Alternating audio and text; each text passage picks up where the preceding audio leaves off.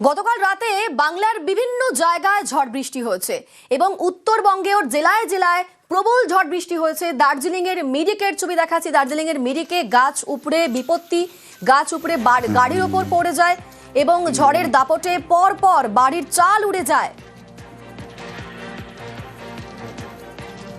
যে ছবি আপনাদের দেখাচ্ছি দার্জিলিং এর মিরিকের ছবি, ঝড়ের দাপটে পর পর বাড়ির চাল উড়ে যায় এবং গাছ উপড়ে গাড়ির ওপর পড়ে যায়।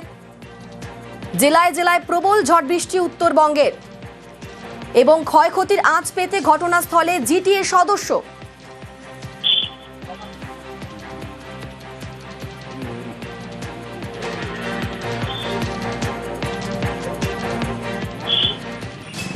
দেখাচ্ছি নকশালবাড়ির ছবি। 5 মিনিটের ঝড়ে লন্ডভন্ড নকশালবাড়ির গ্রাম।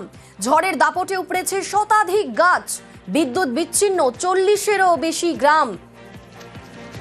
যে ছবি আপনারা দেখতে পাচ্ছেন, আমাদের সঙ্গে এই মুহূর্তে সরাসরি রয়েছেন প্রতিনিধি বিশ্বজিৎ। বিশ্বজিৎ, কি অবস্থা এই মুহূর্তে বিভিন্ন জায়গার? শিলিগুড়ির নকশালবাড়ির বিভিন্ন জায়গায় তো একেবারে লন্ডভন্ড পরিস্থিতি, কি ছবি সকাল থেকে? দেখো, বিভিন্ন জায়গায় উদ্ধার কাজ শুরু করেছে উদ্ধারকারী দল। বিভিন্ন জায়গায় যারা উদ্ধারকারী দল তারা ইতিমধ্যে গাছ কেটে মূলত বিদ্যুৎ পরিষেবা স্বাভাবিক করার চেষ্টা। তবে যে পরিমাণ গাছ পড়েছে, অর্থাৎ শতাধিক গাছ পড়েছে, তাতে কিন্তু 40-এর বেশি গ্রাম তা বিদ্যুৎ বিচ্ছিন্ন রাত থেকে, এবং এই বিদ্যুৎ পরিষেবা স্বাভাবিক করাই হচ্ছে প্রথম টার্গেট। তার জন্য ইতিমধ্যে উদ্ধারকারী দল তার বিভিন্ন জায়গায় কাজ শুরু করেছে। 5 মিনিটের ঝড়, আর তাতে প্রায় 20টির বেশি গ্রাম লন্ডভন্ড হয়েছে। 100 বেশি গাছ পড়েছে এবং প্রায় 40টির বেশি গ্রামে ইতিমধ্যে প্রায় বিদ্যুৎ বিচ্ছিন্ন। 5টি বাড়ি গাছ উখড়ে পড়ে সেখানে কিন্তু ভেঙে পড়েছে এবং প্রাণে বেঁচেছে প্রায় কয়েকশো মানুষ। কারণ যে বড় বড় গাছ উখড়ে পড়েছে তা প্রায় 100 বছরের পুরনো গাছ, এবং যেখানে গাছ পড়েছে তাতে কিন্তু ক্ষতি হয়েছে বেশ কিছু এলাকা। তোমাকে জানাই যে ঝড়ের দাপটে কার্যত শুনশান হয়ে পড়ে এলাকা, এবং যে ঝড় হয়েছিল তার গতিবেগ প্রায় ঘন্টায় 30 কিলোমিটার 35 কিলোমিটার ছিল বলে আমরা জানতে পারছি। তবে ঝড় যেভাবে ছিল তাতে কিন্তু আতঙ্ক বাড়াচ্ছে মানুষদের। তবে বিদ্যুৎ পরিষেবা স্বাভাবিক করতে ইতিমধ্যে বিদ্যুৎ কর্মীরা তারা কিন্তু ঘটনাস্থলে রয়েছে এবং গাছ পরিষ্কার করে বিদ্যুৎ পরিষেবা স্বাভাবিক করাই কিন্তু প্রথম টার্গেট।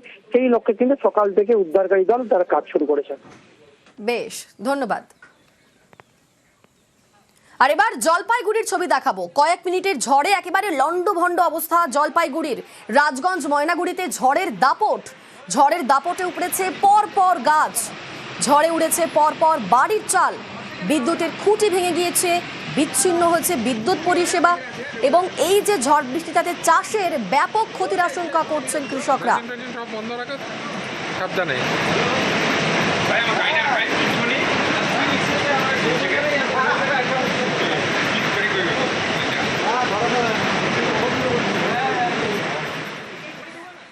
এই মুহূর্তে আমাদের সঙ্গে সরাসরি রয়েছেন প্রতিনিধি শান্তনু। শান্তনু, জলপাইগুড়ির বিভিন্ন জায়গায় একেবারে লন্ডভন্ড পরিস্থিতি, সব মিলিয়ে কি অবস্থা সেখানে? ক্ষয়ক্ষতির পরিমাণ কতটা?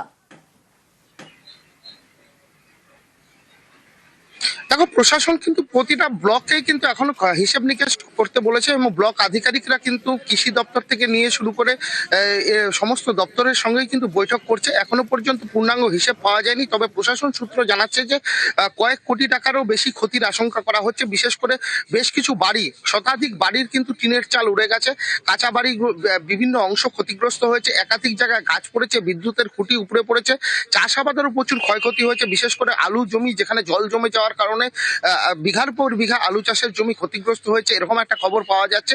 সব মিলিয়ে বিভিন্ন দপ্তরের সঙ্গে কিন্তু বৈঠক রাতের থেকে শুরু করে দিয়েছে প্রশাসনের আধিকারিকরা। কৃষি দপ্তর থেকে শুরু করে বিভিন্ন দপ্তরের প্রতিনিধিরা সকাল থেকে বিভিন্ন ব্লকে ঘুরে বেড়াচ্ছেন এবং সামগ্রিক ক্ষয়ক্ষতির হিসেব নিকেশ নেওয়া হচ্ছে। ব্লকগুলোকেও কিন্তু রাতেই বলা হয়েছিল যে কোথায় কি ক্ষয়ক্ষতি হয়েছে সমস্ত হিসেব নিকেশ করে ত্রাণ এবং সাহায্যমূলক সমস্ত পদক্ষেপ নিতে বলা হয়েছিল, এবং সেই মতোই কিন্তু রাত থেকে কাজ করে যাচ্ছে প্রশাসনের সমস্ত দপ্তর।